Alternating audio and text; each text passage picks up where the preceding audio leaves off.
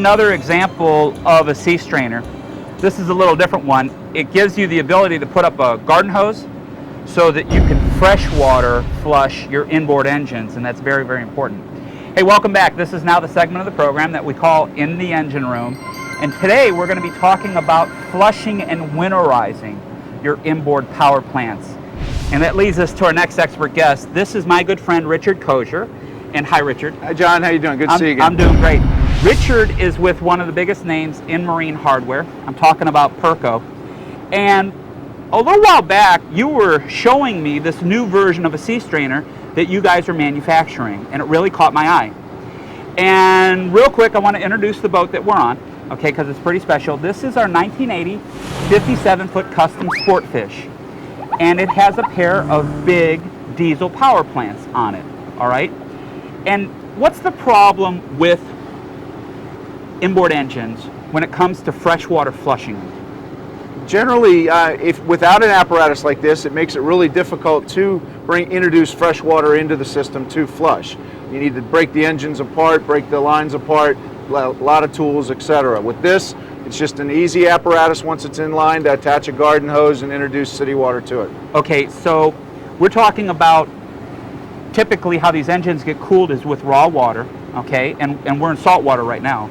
So the raw water is salt water coming through. I know we have a heat exchanger, all right, and it's transferring the heat. We have a contained freshwater system with the engines, but we're bringing raw water through a heat exchanger. We're transferring the heat, but this is going to give us the ability to freshwater flush the whole saltwater side of the equation, right? Correct. As well as winterize, as well as give you an auxiliary bilge pump if you need it.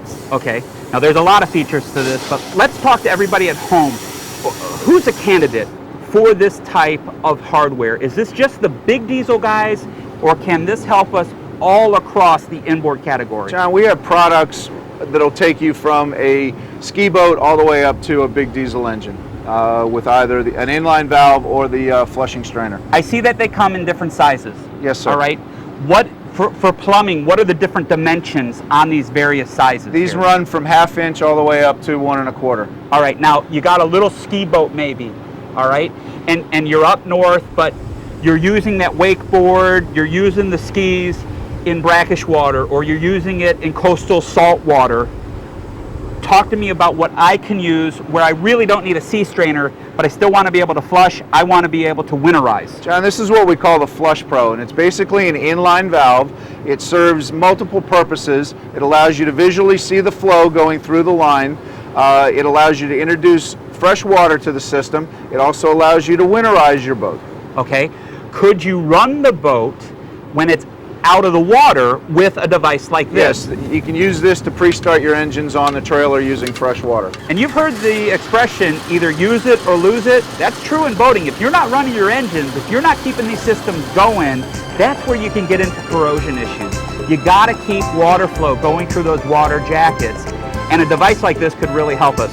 Hey, congratulations on your 100th anniversary over at Perko. Thank you so much, Thank you, Richard. John. Hey, right now we need to take our last time out of the day, but keep it right here, because when we come back, we're going to be showing you a pretty awesome tow vehicle.